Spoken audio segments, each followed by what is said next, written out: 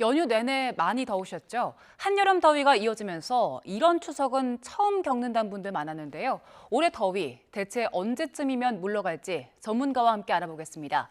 반기성 YTN 재난자문위원 연결되어 있습니다. 나와 계시지요? 네, 안녕하세요. 예, 안녕하십니까. 추석 연휴 내내 폭염이 이어졌는데 연휴가 끝난 오늘도 체감온도가 35도까지 올라가더라고요. 더위는 계속되는 겁니까? 일단 오늘까지 폭염은 이어지겠습니다. 오늘 아침에도 수도권 또 해안 지역으로 열대야가 계속 발생을 했고요. 오늘날 최고 기온도 예상으로는 서울이 33도, 인천 33도, 대전이 35도, 대구도 35도, 전주 34도, 부산 33도 이렇게 예상을 하고 있거든요. 또 경상 내륙 지방으로는 최고 한 38도까지 올라가는 곳도 있겠습니다. 현재 이제 습도도 높고요. 그러다 보니까 체감 기온은 더 높아지면서 현재 폭염 경보가 내려져 있는 서울이나 경기 남부, 충청, 전라, 경상, 제주 지역은 체감 기온이 35도가 넘는 찜통 더위는 오늘도 계속됩니다. 그러나 이제 이 더위는 올 여름의 오늘이 마지막 폭염으로 보이는데요. 오늘도 온열 질환 발생 가능성이 높으니까 수분, 염분 충분히 섭취하시고 야외 활동은 가급적 자제하시고요. 특히 영유아라든가 노약자, 만성질환자 등은 외출을 자제하시고 수시로 건강 상태 꼭 확인하시기 바랍니다. 네. 그 가을 추석이 아니고 여름 하석이었다 이런 말 하는 분들도 많더라고요. 이번 추석 연휴 왜 이렇게까지 더웠던 겁니까? 저도 이제 예보관 생활을 40년 이상 해왔는데요. 정말 올해 같은 이례적인 폭염은 처음 봅니다. 지금 9월에 들어와서 지금 계속 열대야 폭염이 발생을 하고 있죠.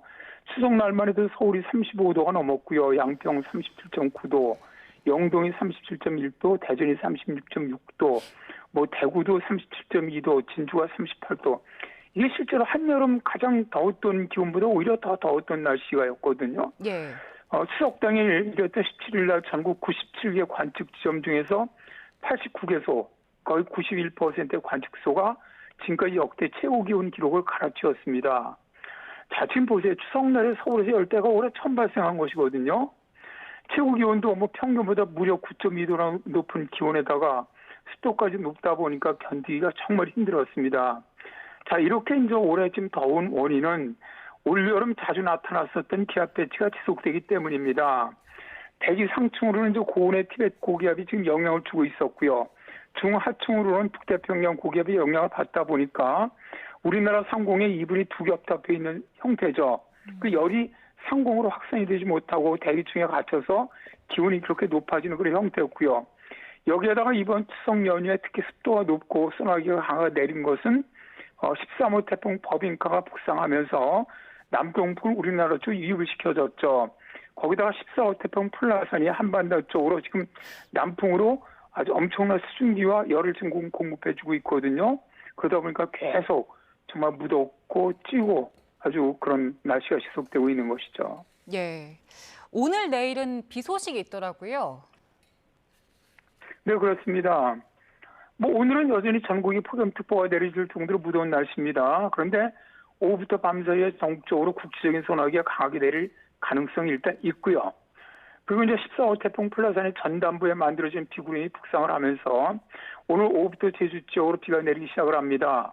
그리고 밤늦게는 전라 남해안까지 비가 시작되겠는데요. 내일은 이제 강한 기압골에 의해서 많은 비가 전국적으로 예상이 됩니다. 내일 오전 중에 서쪽 지방으로는 비가 시작을 하고요. 동쪽 지방도 오후에는 다 전국적으로 비가 시작합니다. 수도권은 내일서부터 시작해서 모레 오전까지, 남부지방은 일요일까지, 제주지방은 월요일까지 계속 비가 이어질 것으로 보이는데요. 일단 오늘부터 모레까지 예상 강수량을 보면 가장 많이 내릴 것으로 보이는 것이 제주 지역입니다. 제주 지역 산악 쪽으로는 최대 250mm 이상, 지리산 부근 지역 동해안 쪽은 최대 150mm 이상, 수도권 충청, 강원, 경상, 전라 지역은 최대 120mm 후가 예상이 되고요. 비가 가장 많이 내리는 시간입니다. 시간당 30에서 50mm가 내릴 수 있는 시간은 제주는 오늘부터 내일까지, 지리산 부근은 내일 새벽부터 모레까지, 수도권을 포함한 전국 대부분 쪽은 내일 오후부터 모레 새벽까지 천둥, 번개와 돌풍을 동반한 집중호우가 예상이 됩니다. 비 피해 없도록 만반의 대비 잘했으면 좋겠네요. 예, 비가 꽤 많이 내리는데 이번에 비 내리고 나면 더위 한풀 꺾일까요? 현재 몽골에 위치한 아주 매우 차고 건조한 대륙 고기압이 한반도로 내려오고 있습니다. 찬 대륙 고기압과 남쪽에 지금 우리 위치하고 있는 따뜻한 고기압 사이에 만들어진 전선대가 이제 내일 영향을 주게 되는 것이죠. 뭐 일부 남동쪽 지역은 내일 오전 중에 뭐 최고 기온 30도 이상 오르겠지만 서울을 포함한 서쪽 지역은 내일 오전부터 비가 시작하면서 서울 같은 경우는 낮 최고 기온이 27도입니다. 오늘부터 6도 정도 떨어질 것으로 예상을 하고요. 모레 서울 아침 최저 기온이 19도, 그러면 20도 아래로 처음 떨어지는 거죠. 최고 기온이 22도로 내려가면서 전국이 30도 이하의 기온을 보이겠고요. 서울 일요일 최저 기온은 19도, 낮 최고 24도 등 기온이 오늘보다는 최고 기온은 최대 12도, 최저 기온은 7도 정도 더 떨어질 것으로 예상을 합니다. 잔이 이럴 경우 뭐 정말 신선한 가을 날씨를 기대해도 될 것으로 보이고요. 다만 이제 다음 주 월요일부터는 기온이 다시 서서히 올라서 평년보다는 약간 무더운 날씨, 이거는 당분간 이어질 것으로는 보입니다.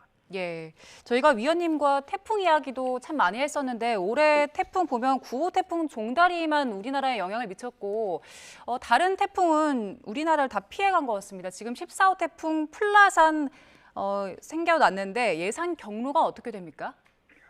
14호 태풍 플라산은 9월 15일에 발생을 해서 지금 북서진하고 있죠. 이 태풍이 발달하지 못하고 있습니다. 그래서 약한 태풍 상태로 지금 진행을 하고 있는데 현재 중심 기압이 990헥토파스칼, 중심 최대 풍속이 초속 21m의 약한 태풍으로 매시 40km의 속도로 중국 상하이 쪽으로 지금 이동하고 있습니다. 현재 시간으로는 일본 오키나와를 지났죠. 그래서 서북서쪽 200km 해상까지 진출한 것으로 현재 보이고요. 오늘 오후 3시에 중국 상하이 남남동쪽 약 320km 부근 해상까지 진출한 이후에 오늘 밤에 중국에 6km 상륙을 합니다. 그래서 내일 새벽에 열대 저기압으로 약화되는 것으로 예상을 하고 있는데요. 우리나라 직접적인 영향은 없습니다만 제주와 남서해안 쪽으로는 높은 너울의 영향이 있겠고요. 또 오늘 제주도에서 내리는 비는 태풍 플라산 전방에 만들어진 비구름 영향 때문입니다. 예, 지금 말씀해주신 플라산도 그렇고요. 이전에 있었던 13호 태풍 버빙카도 그렇고 최근 태풍들이 중국으로 많이 향하더라고요. 특별한 이유가 있습니까? 13호 태풍 버빙카가 사실 우리나라로 오지 않아서 다행이었다 정도 생각을 했는데 중국 피해가 너무 크죠. 그래서 좀 마음이 좀 안 좋은데요. 뭐 버빙카에서 37만 명이 대피했고 거의 상하이에서는 75년 만에 가장 강력한 태풍이었고요. 모든 교통편이 중단되면서 추석 여행객들이 대혼란을 빚었는데 현재 14호 태풍 플라산도 중국 상하이 인근으로 북상하고 있거든요. 태풍의 강도는 약해요. 그래도 이 강한 지금 비구름을 동반하고 있어서 또다시 많은 피해가 예상이 됩니다. 그런데 이제 말씀하신 것처럼 올해 주로 발생하는 태풍들이 괌 또 필리핀 사이인 그 해상에서 주로 발생을 하고 있는데요.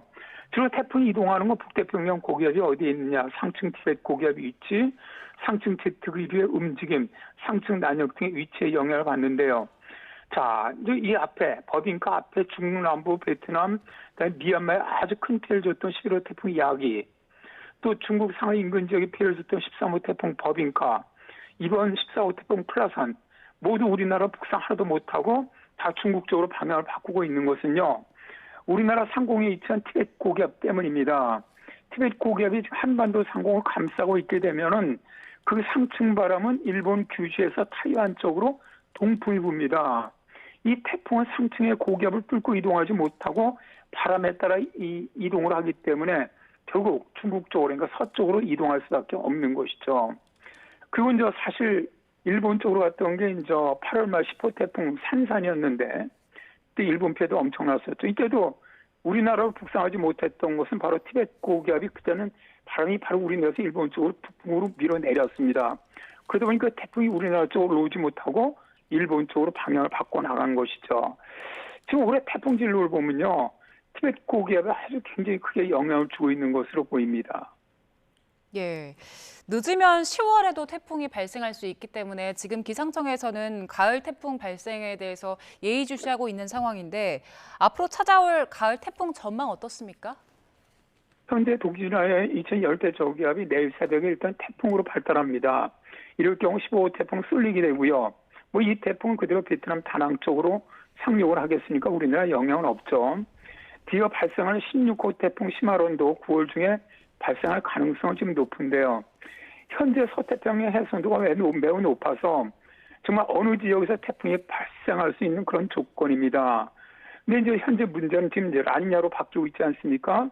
그렇게 되면은 태풍의 발원지가 되는 서태평양 쪽의 해수 온도가 지금보다 더 높아질 수가 있습니다. 따라서 10월에도 태풍이 몇 개 이상 발생해서 한반도 쪽으로 일단 북상할 가능성이 있다고 보는데요.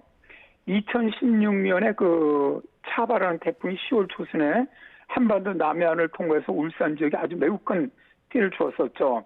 당시 기후 조건이 올해와 아주 매우 비슷합니다.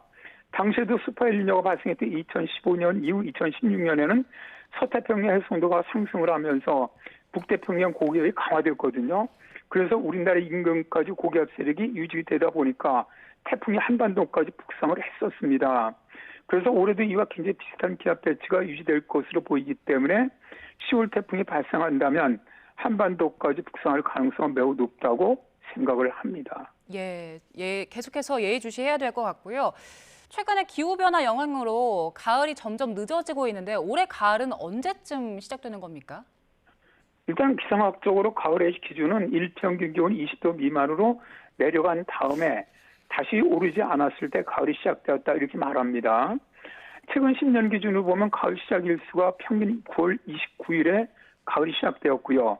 작년에는 9월 30일에 가을이 시작되었었습니다. 그런데 올해는 평년보다 가을 시작이 많이 늦어질 것으로 일단 보이는데요. 기상청 장기예보에서도 10월까지는 평년보다 더울 것이다 라고 전망을 했고요. 현재 미 해양대기청이나 유럽 중기청도 올가을은 역대 가장 더운 가을이 될 수 있다 이렇게 지금 전망을 하고 있습니다. 그리고 이제 현재 15일 예상 상층의 장기 다중 앙상블 모델을 보더라도 10월 초순까지도 평년보다 굉장히 고도치가 높아요. 이게 뭐냐, 북태평양 고기압이 영향을 받는다는 얘기거든요. 그래서 올가을 시작은 10월 한 10일 전후가 되지 않겠나.